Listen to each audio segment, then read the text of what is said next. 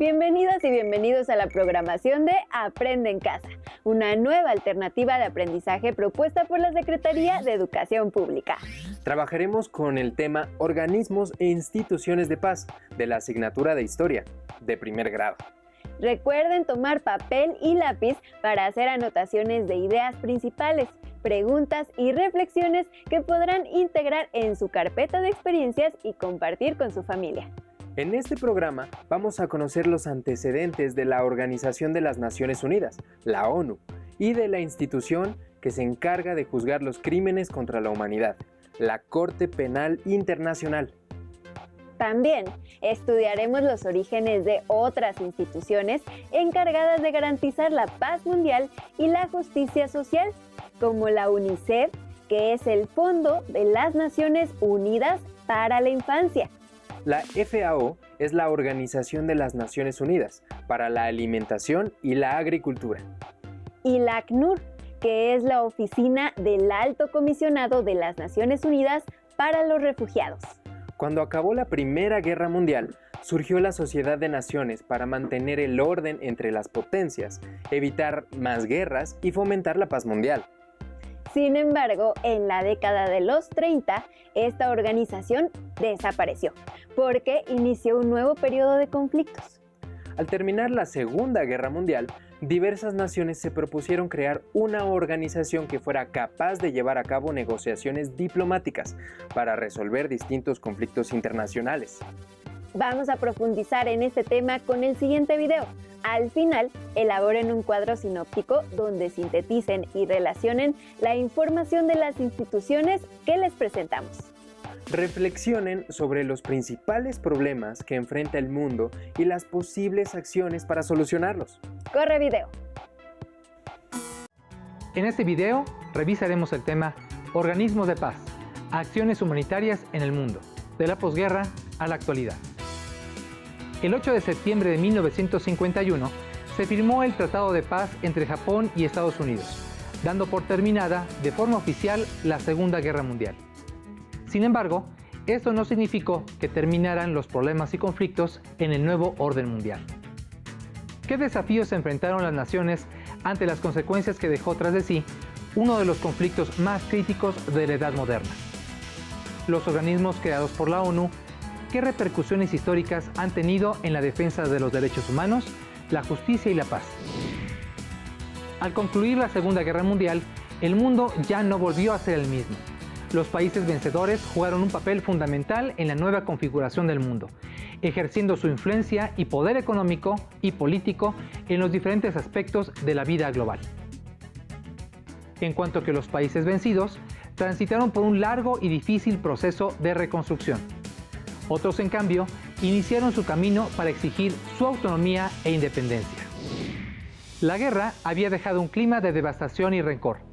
Bajo este panorama se gestaron distintas medidas que contribuyeron a la recuperación de los países más afectados por la guerra, así como iniciativas para proteger a los sectores que quedaron más vulnerables. Estas condiciones llevaron a crear organismos de carácter internacional que tuvieran facultades legales, diplomáticas y políticas para intervenir en aquellos casos que así lo requirieran, de tal forma que se facilitara la reconstrucción. Los Estados Unidos de América, uno de los países vencedores de la guerra, participaron de este proceso por medio del Plan Marshall, que consistía en un programa de apoyo económico para los países europeos, basado en un comercio libre y en un fuerte impulso a las industrias que aceleraran la modernización del continente. Sin embargo, esta intención no solo era solidaria, sino que pretendía contener el avance del comunismo en Europa, representado por la Unión Soviética, y consolidar la influencia de los Estados Unidos en el continente y en el mundo. Además del Plan Marshall, la recién creada Organización de las Naciones Unidas fundó organismos alternos que atendieran aquellas severas problemáticas que la guerra dejó como consecuencia. Tenemos, por ejemplo, las grandes crisis alimentarias derivadas por la devastación de campos de cultivo. Se creó la Organización de las Naciones Unidas para la Alimentación y la Agricultura, la FAO por sus siglas en inglés. Los resultados cruentos de la guerra también dejaron miles de niños y niñas en el desamparo, sin acceso a la educación, o a servicios de salud, por lo que se creó en 1946 el Fondo de las Naciones Unidas para la Niñez, la UNICEF. También se creó la ACNUR, la Oficina del Alto Comisionado de las Naciones Unidas para los Refugiados, que se planteó el objetivo de proteger los derechos de la población que emigró de sus países de origen debido a la inseguridad que generó la guerra. Aunque de reciente creación, pero con antecedentes en los juicios a los líderes nazis y japoneses que incurrieron en acciones genocidas, se creó la Corte Penal Internacional, que tiene la facultad de investigar a quienes hayan cometido violaciones graves a los derechos humanos. ¿Cuáles son las principales problemáticas actuales que atienden los organismos de paz? A pesar de los esfuerzos por atenuar el impacto de estas problemáticas, aún prevalecen en la actualidad altos índices de pobreza, marginación y violencia, derivados de conflictos regionales y en los que los organismos de paz trabajan intensamente para contenerlos. Por ejemplo, la ACNUR reporta que los conflictos locales en Asia y África principalmente han contribuido a que minorías religiosas o raciales se vean en la necesidad de encontrar mejores condiciones de vida o refugio en otros países, debido a que son perseguidos por sus creencias religiosas o su origen racial.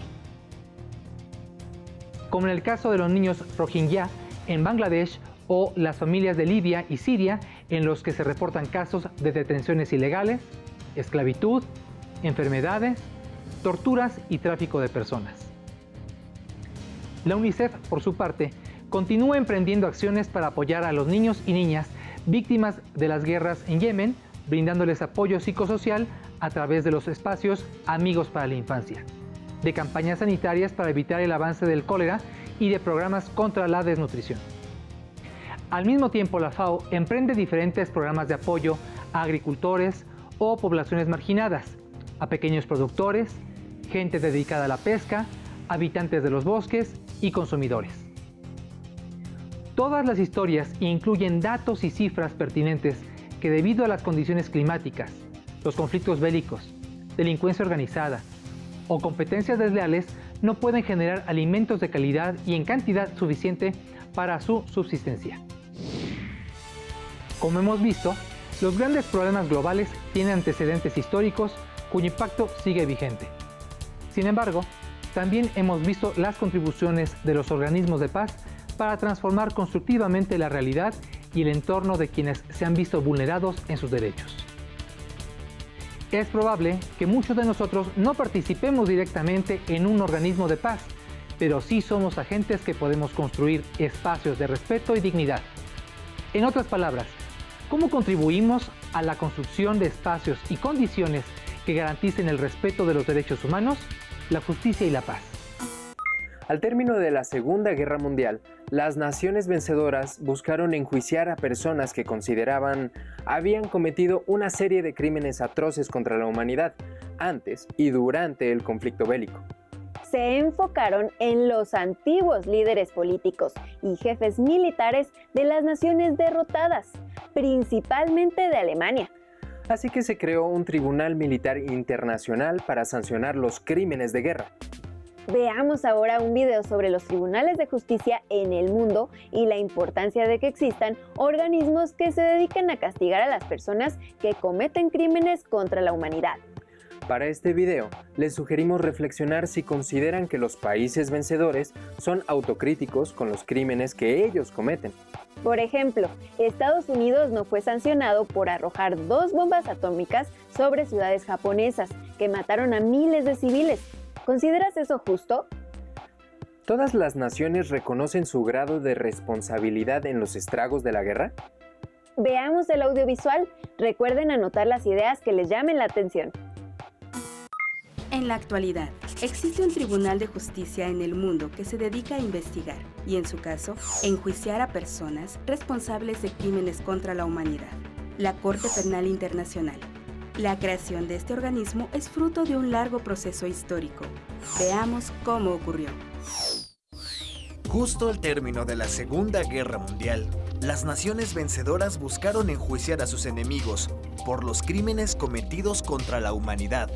Por tal motivo, el 8 de agosto de 1945 se estableció en Nuremberg, Alemania, un tribunal militar internacional que pudiera sancionar los crímenes de guerra. Tuvieron que pasar casi 50 años para que se estableciera un nuevo tribunal internacional.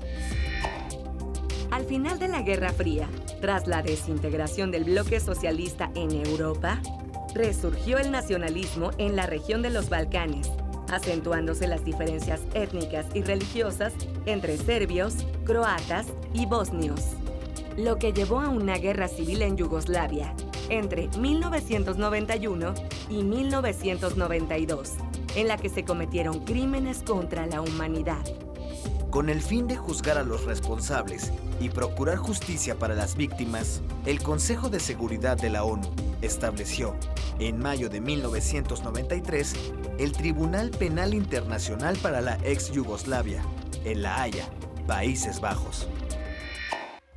Un año después, en Arusha, República Unida de Tanzania, se formó el Tribunal Penal Internacional para Ruanda. Desde 3 décadas atrás, en Ruanda, existían conflictos étnicos entre las etnias Tutsi y Hutu. Durante siglos, los Tutsis habían gobernado el país por medio de una monarquía, hasta que, en 1961, fue derrocada. En 1973, el general Habyarimana, de origen Hutu, dio un golpe de estado y tomó el poder. Al comenzar la última década del siglo XX, el Frente Patriótico Ruandés, grupo armado Tutsi, invadió Ruanda. Durante la guerra, se hicieron llamados a la población Hutu para que asesinara a los Tutsis. Tras el asesinato del presidente Habyarimana en 1994, se desencadenaron 100 días de masacres de Hutus contra Tutsis en todo el país. El resultado, más de 800,000 muertos y miles de refugiados. 4 años después, en Roma, en la Conferencia de las Naciones Unidas, se aprobó la creación de la primera Corte Penal Internacional Permanente, la cual quedó instituida el 1 de julio de 2002, con la publicación del Estatuto de Roma.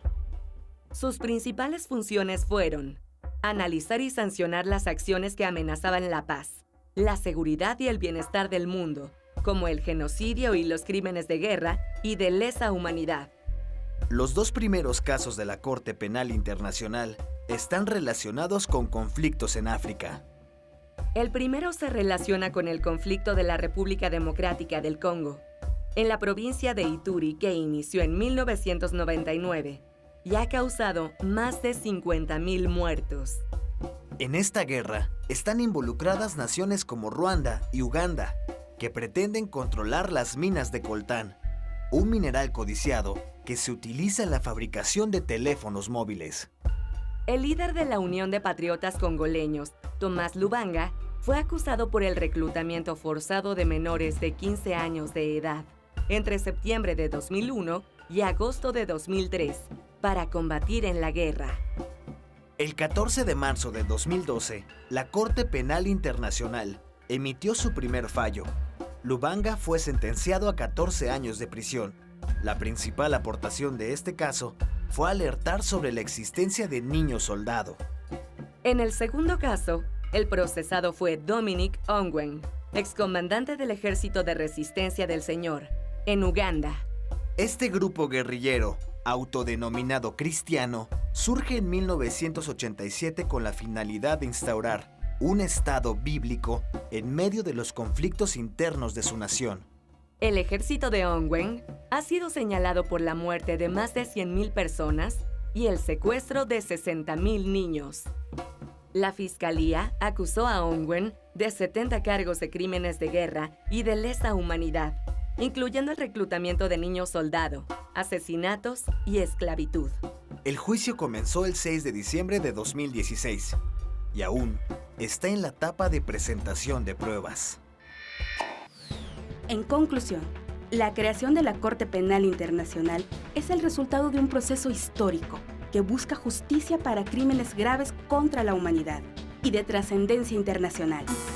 Como vimos en el clip, hay múltiples problemas a nivel mundial y nos toca a todas y a todos involucrarnos y hacerles frente. La responsabilidad no recae únicamente en los organismos internacionales. Todas las personas debemos participar. Ya vimos lo que se ha hecho a nivel mundial, pero ¿qué hacer a nivel micro? Es decir, ¿cómo atender problemas similares en nuestra comunidad? Para que exista un ambiente solidario, hay que crear una cultura de paz y así podemos buscar el bien de todas y todos, pues somos iguales. Vamos al último video, que nos habla de la creación de una cultura de paz. Al finalizar, comenten con su familia qué cambios debemos hacer en nuestra forma de pensar a nivel local y mundial para fomentar una cultura de paz y respeto.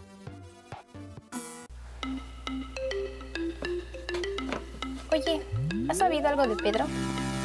Sí, me dijo que se va a cambiar de escuela. ¿Y eso por qué? Pues porque sus papás ya no pueden apoyarlo y necesita trabajar. Oye, pero ¿tú crees que nuestros compañeros acepten unirse con nosotros para solidarizarse con Pedro? Para mí, una persona solidaria es quien respeta los derechos de los demás aunque no esté de acuerdo. Y para mí, una persona solidaria es aquella que ayuda y respeta los derechos de los demás. Para mí, una persona solidaria son como mis compañeros, porque me explican lo que no entiendo en clase. Para mí, una persona solidaria es quien apoya en los quehaceres de la casa. Es quien ayuda a una persona que tiene una necesidad, una discapacidad, cuando lo necesita. Para mí, una persona solidaria es aquella que cuida y respeta el medio ambiente. La solidaridad es un valor, pero también es una manera positiva de relacionarse con los demás, ya que pone de manifiesto el interés de uno por el bienestar de otras personas.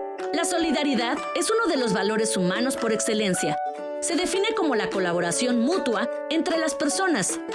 Es el sentimiento que mantiene a las personas unidas en todo momento, sobre todo cuando se experimentan situaciones difíciles.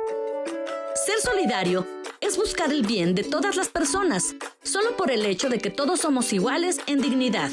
Para que tanto la solidaridad como la dignidad humana prosperen, se requiere de una educación y de una cultura de paz. Es importante considerar que la cultura interviene en todos los ámbitos de la sociedad, es decir, en la economía, política, ecología y, por supuesto, en la educación, y lo hace a nivel individual, social y estructural. De acuerdo con los investigadores Isabel Hernández Arteaga, José Alberto Luna y Marta Cecilia Cadena, la cultura de la paz es un proceso de consolidación de una nueva manera de ver, entender y vivir en el mundo, empezando por el propio ser y continuando con los demás, horizontalmente, formando redes, promoviendo intercambio mutuo y superando diferencias desde una perspectiva local y global. Construir una cultura de paz exige una educación que valore lo humano y busque la justicia social. En el Fondo de las Naciones Unidas para la Infancia, UNICEF, la educación para la paz se define como un proceso de promoción del conocimiento, las capacidades, las actitudes y los valores necesarios para producir cambios de comportamiento que permitan a niños, jóvenes y adultos prevenir los conflictos y la violencia en cualquiera de sus manifestaciones, así como crear condiciones que conduzcan a la paz tanto a escala interpersonal como intergrupal, nacional o internacional. La educación para la paz crea ambientes de aprendizaje de calidad basados en el respeto a los derechos y a las diferencias de género, así como en la salud y la seguridad de los niños. De acuerdo con el UNICEF, una educación de calidad inspirada en la paz produce alumnos bien alfabetizados, conocedores de la aritmética básica y de una adecuada preparación para la vida activa, como el pensamiento crítico, la capacidad de tomar decisiones, la comunicación, la negociación, la resolución de conflictos, la capacidad para hacerles frente y una actitud personal aplicable a contextos específicos, entre otros, la construcción de la paz, la prevención de la violencia, la higiene y el saneamiento, las prácticas saludables y nutricionales, la prevención del VIH-Sida y la protección medioambiental. En México, Samuel Ruiz fue un ejemplo a seguir por las acciones solidarias que realizó a favor de la dignidad humana y la cultura de paz. Percibió la pobreza y la opresión existente entre los indígenas. Su historia ya era ampliamente conocida a nivel mundial cuando en la década de los 90 actuó como uno de los intermediarios entre el Ejército Zapatista de Liberación Nacional, EZLN, y el gobierno federal a raíz del conflicto armado en Chiapas. Samuel Ruiz nos enseñó que si hay voluntad, se puede transformar la sociedad en pro de la paz y del respeto de la dignidad humana. Yo creo que nuestros compañeros aceptarían solidarizarse con Pedro. Pues genial. Entonces, ¿qué te parece si empezamos a buscar becas que puedan ayudar a Pedro? Es buena idea. y luego podemos coordinarnos con todo el grupo para apoyarlo y después... ¿Y tú, cómo practicas la solidaridad? Si quieren saber más sobre el tema, les sugerimos buscar el libro Paren el mundo que me quiero enterar, guía para comprender los conflictos de nuestro tiempo de Antonio Navalón. Las siguientes preguntas servirán como ejercicio para reforzar los contenidos de la sesión, así que tomen nota y presten atención. ¿Cuál es la razón por la que se creó la FAO?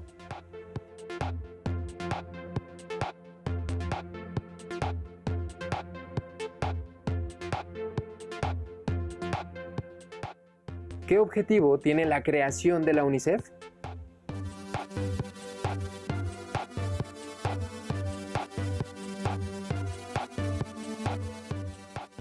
¿Qué organismo tiene como objetivo proteger los derechos de la población que emigró debido a la guerra?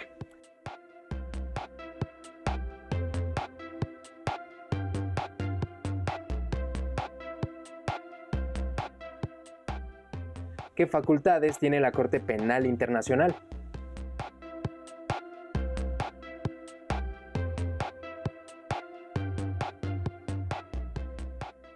¿Por qué es importante ser solidarios?